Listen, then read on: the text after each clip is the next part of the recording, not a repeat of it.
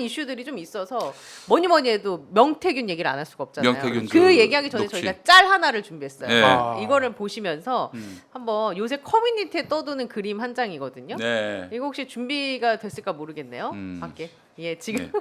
우리 방 기자가 정신이 없어서 잠시 후에 너무 웃긴 짤이 있어서 우픈 짤이네요. 이거 네. 보여드리고 그러면 민주당이 이제 공개한 녹취가 많이 풀리긴 했는데 네네. 한번 다시 우리가 상기하는 차원에서 들어볼까 싶은데 네. 예, 한번 그 내용을 듣고 이야기를 나눠 보도록 하죠. 한번 들어볼 수 있을까요?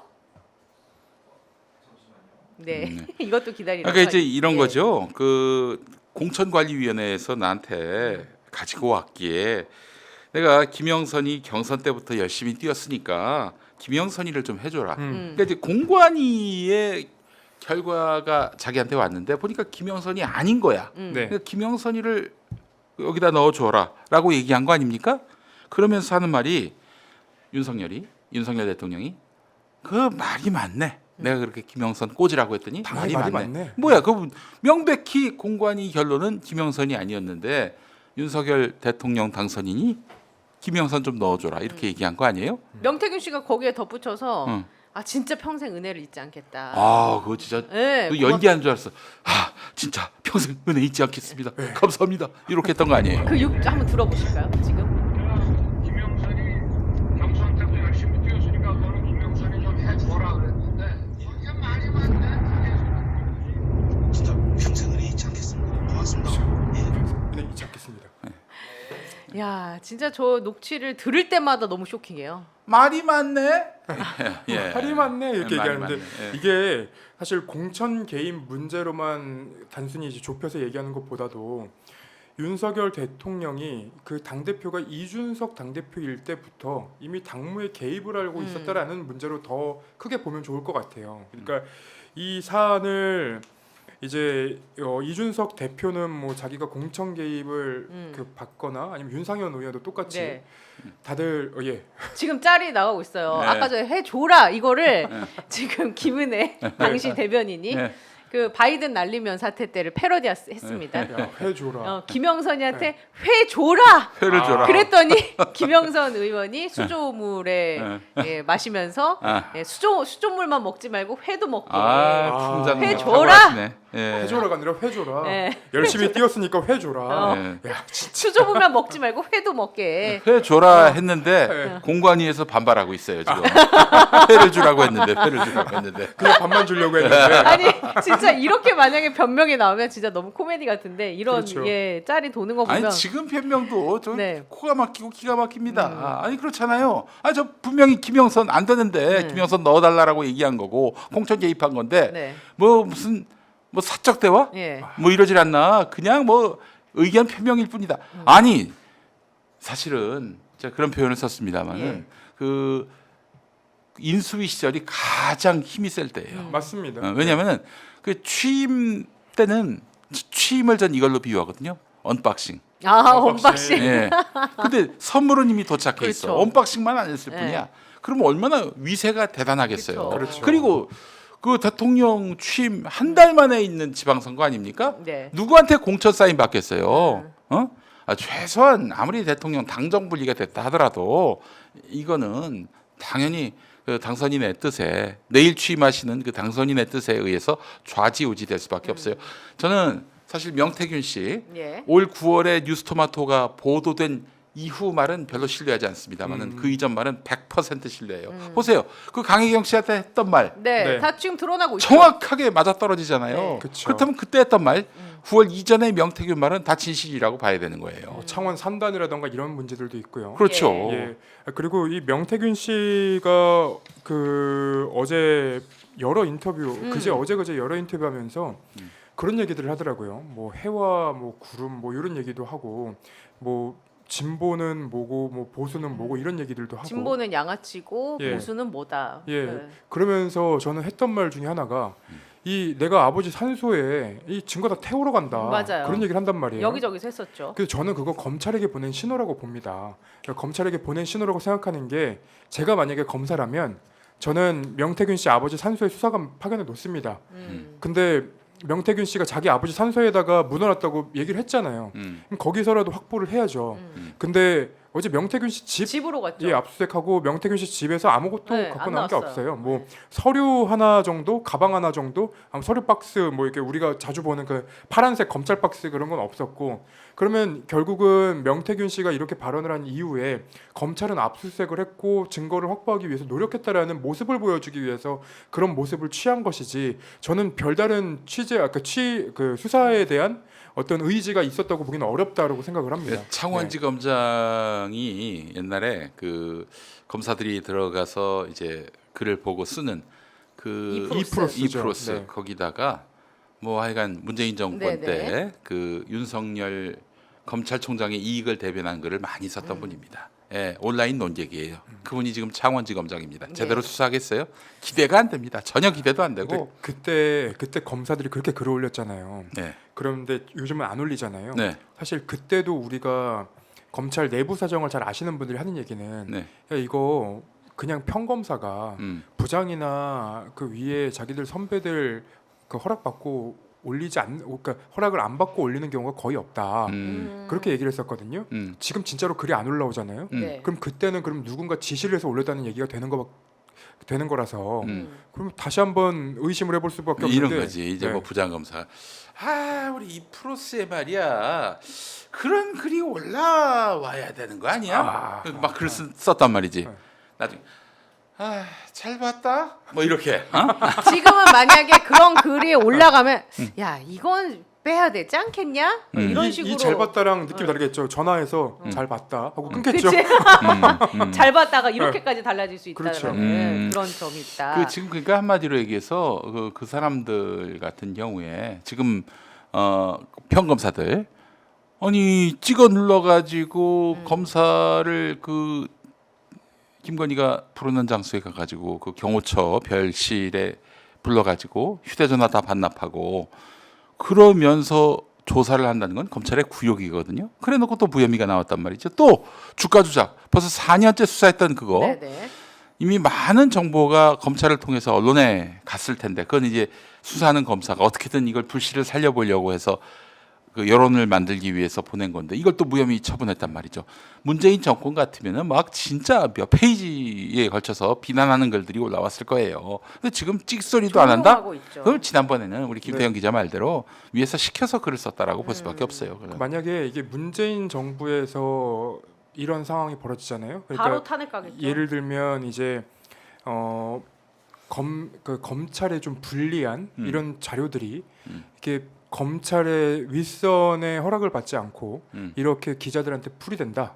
그러면 그 검사 이름 바로 까집니다. 그렇지. 예, 많이 보셨겠지만 실명 바로 까집니다. 근데 그런 일이 없잖아요.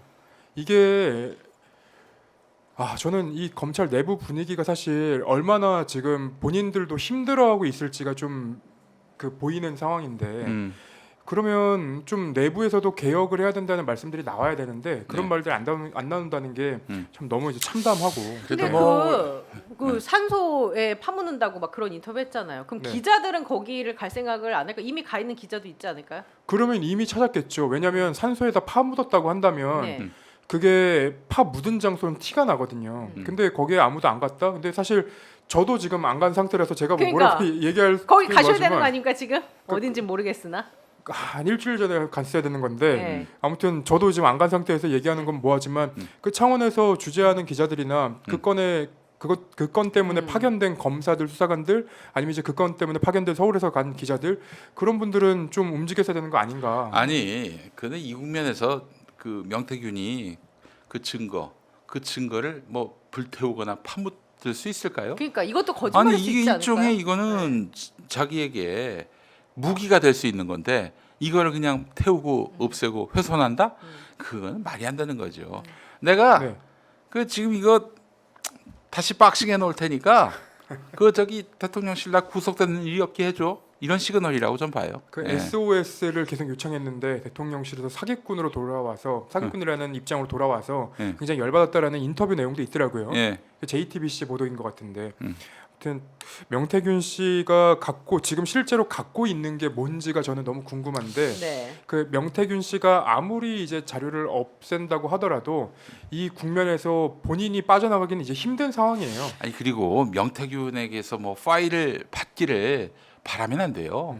말씀드렸잖아요. 뉴스토마토 9월 보도 이후로는 명태균 씨가 본인이 뭐 내놓기 전에는 본인의 말에 의존할 필요가 없다고. 아니 언론사들이 왜 자꾸 명태균 초대 못해서 안달인지 모르겠어요. 그렇죠.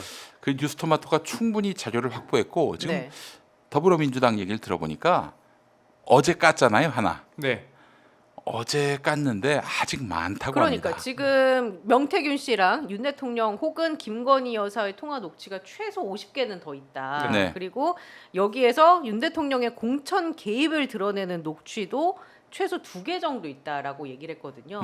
그러니까는 앞으로의 국면이 또 어떻게 펼쳐질지는 그 누구도 모르는 거 아닌가. 그 지금 맞습니다. 네. 제가 사실은 대통령실이나 국민의힘에 진지하게 조언하고 싶은 게 있어요.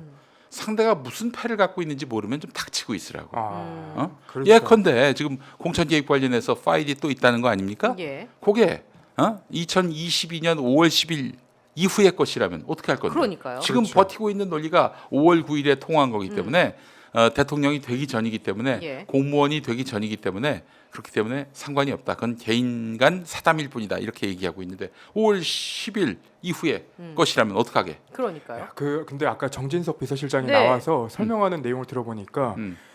진짜 법꾸라지들이에요. 어떻게 설명을 하냐면 그때는 기억을 그렇게 했다. 기억난다, 생각한다. 이렇게 이제 피어나가는 거거든요. 근데 이 대통령실에서 해명을 해야 되는 건 그러니까 해명을 하기 위해서는 그때 안 했다가 돼야 돼요. 그때 안 한 것으로 기억한다는 이건 법적으로 피해가기 위한 방법인 거고 기억난다라는 거는 어떤 네. 사실을 얘기하는 게 아니라 이게 뭐 평가의 문제니까요. 그렇지, 자신의 의견을 네. 얘기하는 거거든요. 그리고 휴대전화에 통화 기록 있잖아요. 뽑으셔야죠. 통화 기록 뽑아서 어떤 날 통화를 했고 그리고 그 이후에는 정말로 없다. 이거 그럼 단언하셔야죠. 근데 왜 단언을 못 합니까? 지금 확인을 못 할 뿐더러 혹시나 이 윤석열 대통령 휴대전화는 확인했는데 우리 김건희 여사 휴대전화는 확인을 못 하고 있으니까 거기서 혹시 나올까봐. 그래서 그걸 확언을 못 하는 거 아닌가라는 생각이 드는 게 하나가 있고요. 그리고 다른 하나로는 아까 정진석 비서실장이 그 얘기도 하더라고요. 대통령 선거에서는 가족이 다 나서서 잘 되길 바라는 건데 잘 되길 바라고 그리고 그렇게 이제 움직일 수 있는 거다. 그러면서 이 김건희 여사가 그러니까 윤석열 대통령은 잘라냈는데 김건희 여사는 그럴 수 있는 거 아니냐 이런 얘기들을 하거든요. 이게 무슨 말입니까? 그게 그러니까 이제 쉴드를 치기 위해 네. 그냥 아무거나 막 던지는 왜 예능에서 아무거나 막 던진다고 그러잖아요. 상대가 반응이 없으면은 그런 거야. 아무거나 막 던지는. 그 운영위에서 정진석 비서실장이 이런 얘기도 했습니다. 그래서 윤과 명의 통화는 법적으로, 정치적으로, 상식적으로 아무 문제가 없다. 대법원 판례를 거론하더라고요. 예. 그러니까 5월 9일까지 취임을 하기 전까지는 민간인 신분이기 때문에 예. 공직자가 아니기 때문에 문제가 없다라고 얘기하는데 이게 전형적인 법꾸라지식 해명이에요. 그러니까 매번 이제 설명을 드리지만 우리가 듣고 싶은 건 법리가 아니에요. 아니, 정치인들이 왜 자꾸 법리를 얘기하고 있습니까? 법리를 얘기하지 말고 도의적으로 정치적으로 어떻게 해결할 것인지 문제를 얘기를 해야죠. 지금 김건희 여사 그리고 윤석열 대통령과 사인들 간의 통화 혹은 이제 그런 연락이 있었다는 의혹들은 계속 나오고 있는 상황이고 실제로 작년인가에 다른 사람이랑 통화한 것도 나오지 않습니까?